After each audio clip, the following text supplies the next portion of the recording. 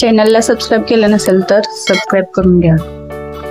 कधी कधी आपल्याकडून देवघराबाबत काही चुका होतात आणि मग ती वास्तू ही आपल्याला चुकीचे संदेश देऊ लागते। देवघर ही आपल्या घरातील सर्वात पवित्र जागा मानली जाते। देवघर हे त्या घराच्या संपन्नतेचं आणि आस्थेचं प्रतीक मानलं जाते। सकाळी उठल्यावर अंघोळ करून देवाला हात जोडायचे, आपल्या मनात काय चाललंय हे त्याला सांगायचं आणि त्यावर रस्ता दाखव किंवा बुद्धी दे अशी विनवणी देवाला करायची आणि आपापल्या कामाला लागायचं। हा रोजचा शिरस्ता अगदी ठरलेला असतो।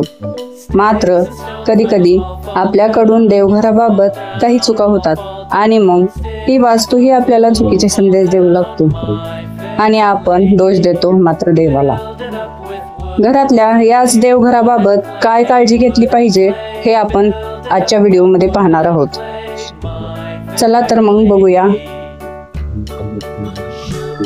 देवघराबाबत कोणत्या गोष्टीची काळजी घ्यावी। पहिलं, देवघराची जागा चुकीची निवडणे। या चुका आपण बहुतांश करतो। अनेकदा लोक देवघराची चुकीची जागा निवडतात। घराच्या खोलीत देवघर असणे योग्य आहे, पण काही वेळा लोकांना देवघर खुल्या जागेत ठेवावेसे वाटते। आपल्या देवघराला आध्यात्मिक स्थान मानणाऱ्यांसाठी ही चूक घातक ठरू शकते। 2 नंबरचा आहे देवघराचा आकार चुकीचे निवडणे। आणखी एक चूक लोक करतात की ते देवघराचा आकार खूपच लहान ठेवतात। देवघराचा आकार घरातल्या लोकांच्या संख्येवर आधारित निवडला जावा। जर देवघर खूप लहान असेल तर त्याचा तेथील उपासना आणि आध्यात्मिक अनुभवावर परिणाम होतो। 3 नंबरचा आहे देवघरात खाद्यपदार्थ ठेवणे।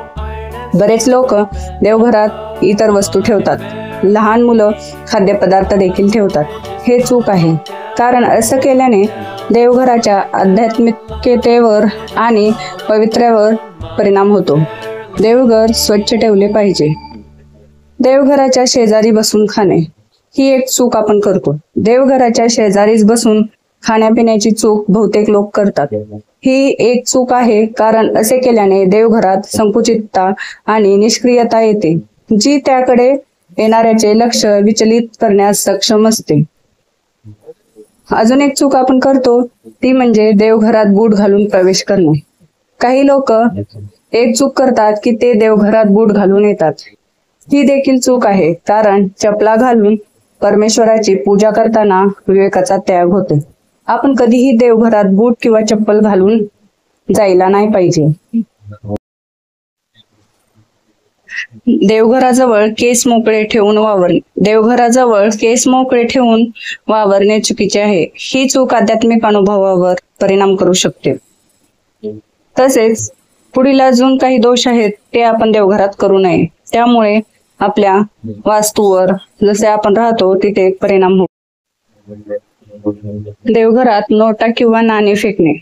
देवघरात लोभापोटी दान करताना नाणी किंवा नोटा फेकल्या जातात।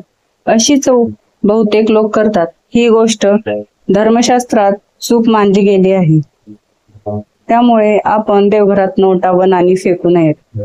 देवघराला कळस नसावा, कारण आपले प्रश्न कळसापर्यंत पोहोचतात। देवघराशिवाय देव ठेवू नये। नुसत्या चौरंगपाटावर देव ठेवू नयेत। तसेच भिंतीवर टांगलेल्या स्थितीत देव नसावेत। घरामध्ये देवघर बनवण्यासाठी जास्त जागा नसल्यास किचनमध्ये ईशान्य कोपरा म्हणजे उत्तर पूर्व दिशेला देवघर बनवू शकता। देवघर ईशान्य दिशेलाच असावे, कारण ईश्वरीय शक्ती ईशान्य कोपऱ्यातून प्रवेश करते आणि नैऋत्य कोपऱ्यातून बाहेर जाते अशी मान्यता असल्याचे सांगितले जाते। त्यामुळे देवघराची जागा ही ईशान्य कोपऱ्यालाच असायला हवी।